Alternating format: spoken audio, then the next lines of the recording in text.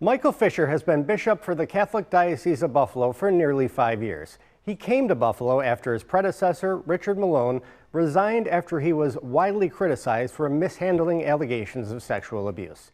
Now, the diocese has been in crisis mode for most of Fisher's tenure as well. For more than 900 sexual abuse claims filed as part of the Chapter 11 bankruptcy process, to church closings that have drawn the scrutiny of many area Catholics. We sat down with Bishop Fisher recently after he returned from a trip to Rome, where he met with Pope Leo XIV and other advisors at the Vatican. Bishop Fisher, thank you for being here with us. You just got back from Rome. How was your trip to Rome? It was wonderful. I had a chance to greet and meet the Holy Father. He was able to offer his blessing and certainly to the people here in Buffalo, and as well as to me. And that's a unique opportunity at times, even for bishops, I think, and to be able to sit with him and just kind of get to know him. Yeah, this is a unique thing. He's the first American pope. Mm-hmm. Was he a little more aware of all the intricacies of what's been going on in your diocese? Oh, absolutely. We presented him with a Bills jersey and also a book on the life of Nelson Baker, as well as a picture of Nelson Baker. And I reminded him that we're in the midst of trying to get Monsignor Baker canonized, so he smiled and thanked us for that. But it was basically, it was a chance for me to share with him and what we're going through here in the diocese, and I'm sure he's very familiar with the United States and the church here, and particularly in the Northeast. But he mostly listened, and he's very empathetic, and again was just all encouraging me, as well as offering his blessings, and I assured him of the prayers of our good people here. Yeah, what was your main message to the Holy Father as far as the road to renewal, mm-hmm. church closings and mergers, bankruptcy, all these issues that you have on your plate? What was your message to the Pope? Well, that it's essential for us to emerge from and to be hopefully moving forward with a sense of hope with the people. We've got a lot of things going on, the restructuring of the diocese as well as the Chapter 11, but the road to renewal, is hopefully about us trying to look at what resources we have and to move together as a people of faith, and that's urgent for us. We've been in bankruptcy for 5 years, and it's time that we are able to move forward with a sense of hope. So it gave me an opportunity to share with him the urgency of that message and to just seek his prayers. So the dicastery for the clergy, did you have any discussions with them about the plans? Mm-hmm. Yes, I met with a number of dicasteries, certainly for clergy, which deals with the merging and closing of parishes, the dicastery of bishops, who, they're looking sort of how I'm doing. And then we went to evangelization. I didn't want it just to be about administration. I wanted it to also be focused on the pastoral care of the diocese. So I thought going to the dicastery for evangelization was important, where we talked a lot about the importance of communities of faith and how our pillars are our attempt to try to address those kinds of needs. We went to the dicastery for the protection of minors, had a wonderful conversation there where we sort of looked at a high level of the church and its work with the policies and the procedures for the protection of minors. They encouraged us again in our work with our audits and the CARA report, that we try to do all we can to implement those. We went to the Institute for Anthropological and Behavioral Studies. There's a priest there, Father Hans Zoller, who is a Jesuit. He teaches at the Gregorian, and he was talking about the protection of how, as church, we're approaching the protection of minors and those vulnerable adults, and vulnerable persons. And he thinks we need to be in a more positive looking with that, particularly with continuing education of our clergy, of our people, our volunteers, so that safe environment just isn't a requirement, that it's a part of our ministry and a part of the life of our church now. So it's very good.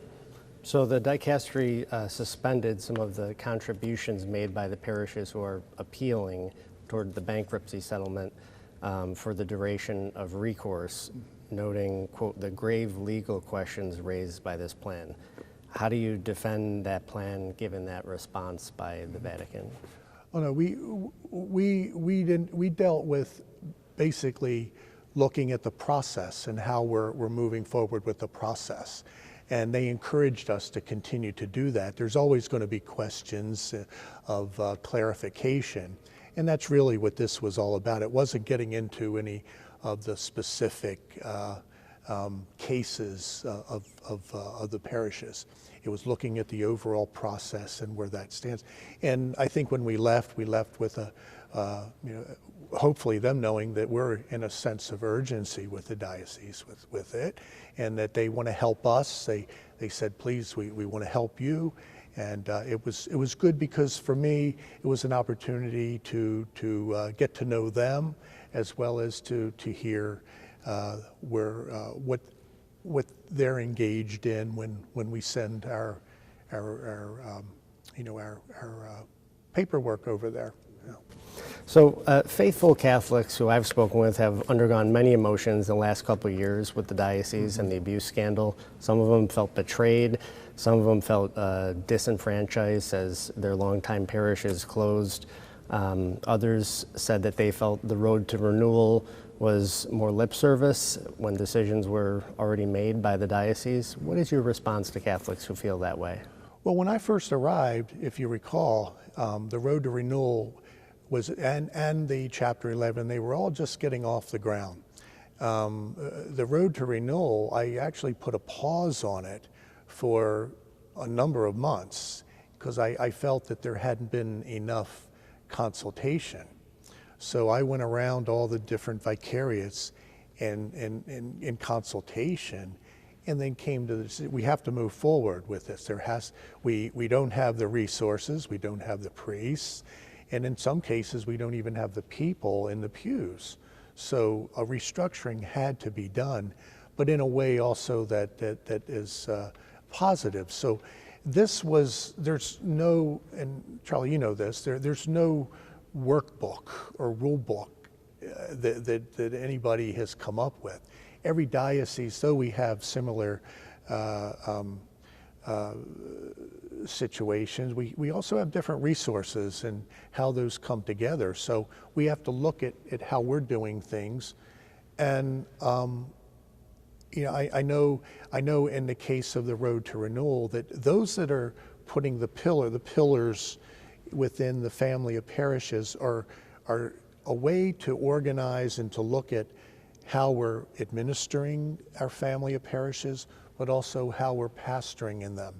So it's not just an administrative exercise; it's the life of these parishes, and we're finding success in those that are implementing the pillars in a correct way, and in those that aren't, we have our challenges. So we do have to address those. We'll be right back after a brief commercial break. We're back now with part 2 of our interview with Buffalo Bishop Michael Fisher after his recent trip to Rome, where he met with Pope Leo XIV and other church officials at the Vatican. The bankruptcy settlement, it seems like there is a tentative agreement. Are you disappointed that it has taken 6 years to get to this point and that there are survivors now who have passed on before this could happen? Oh, absolutely. Yeah, I wish we could have settled it the first year, but we have a very complex situation in that we're not only restructuring, but we're also trying to bring some restitution and healing. I see healing, and I've shared this, I really mean this as a bishop.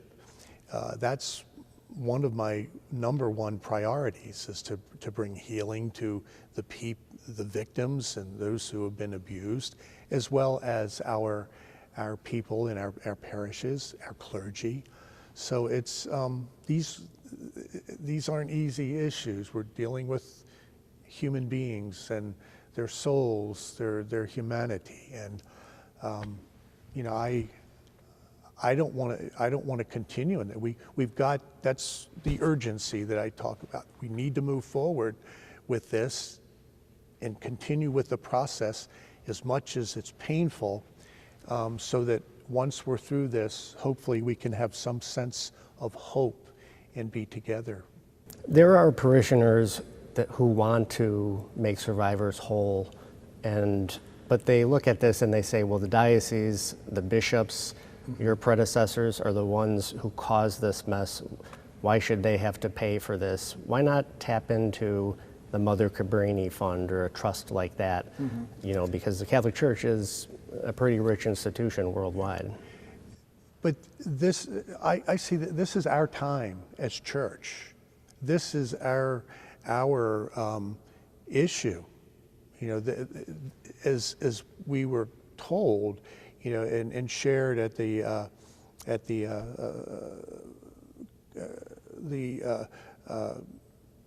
one of the commissions, that this can't just be seen as another program or something that's going to end. It's a part of the life of this church right now, and will continue till I die.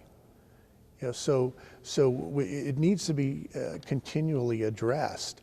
There are so many things that I know I want to do in this regard, and but sometimes we can only do one thing at a time, and trying to move forward in a way. That's what the road to renewal, I think, hopefully will give us, and to again continue healing as we move forward. It's all of our responsibility as church.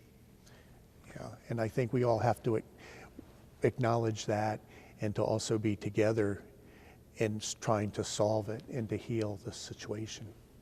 As part of the bankruptcy settlement, do you intend to release the files of the perpetrators and put them out there publicly for everyone to see?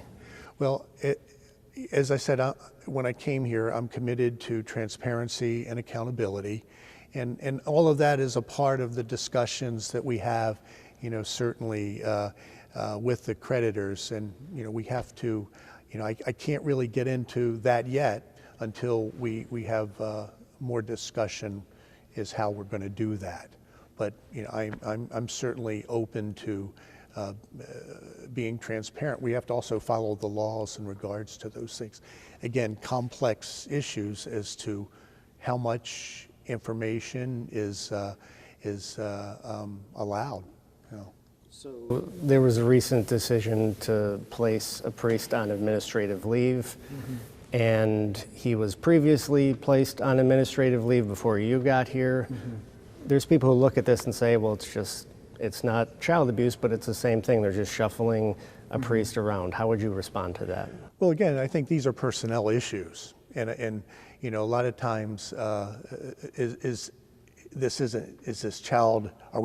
Are we putting a template of child abuse onto adults?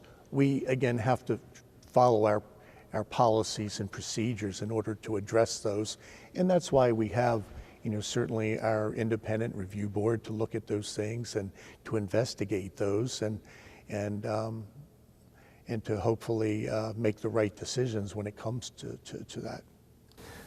I asked survivors if they wanted, along with parishioners, to ask questions of you, and I had a survivor here who said to me, I would like to know why, when we were promised more meetings with Bishop Fisher as a group of survivors in 2023, there has not been one communication from the diocese since. Why is that? Well, I'm open to that. You know, I have had a number of meetings, but you know, having that them request that, I'm certainly open to meeting with them. You know, so it's just a matter of getting those things scheduled, or them approaching me and asking to come to see me. You know, but I'm always willing to talk to them. Father Richard Biernat, why is he still not allowed to be a priest in the diocese? Well, that's a specific personnel issue, you know, that I have, you know, that when a bishop and a priest talk about that, you know, I don't want to go, you know, go there with that, because, again, I don't want to, you know, talk about something that is his business, you know, and the business of the church. So. Okay.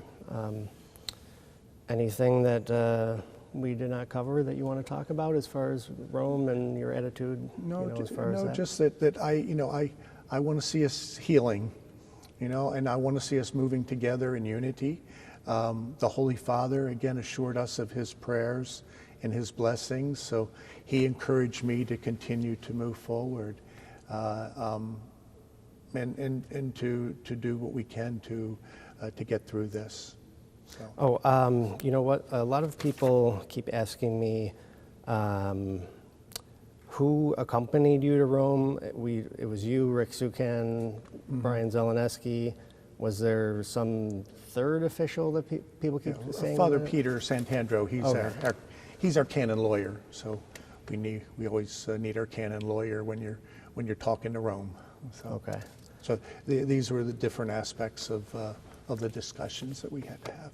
Do you think, best case scenario, when this bankruptcy wraps up, will you be issuing some sort of apology on behalf of the diocese? I very much would like to do that.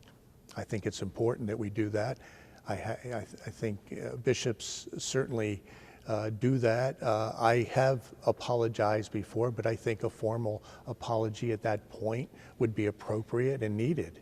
You know, and I think it needs to be sincere and from the heart. As I said, this is an issue that even when bankruptcy is over is going to be finished. You know, the healing, actually, I think, for victims that want further healing, we need to continue to look at that in ways to help them. You know.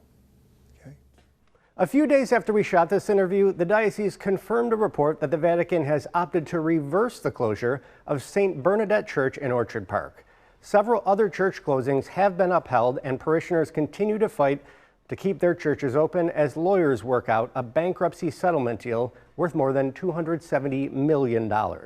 We'll keep you updated on these developments on our website, WGRZ.com, and right here on WGRZ+. I'm Charlie Specht, and thank you for watching.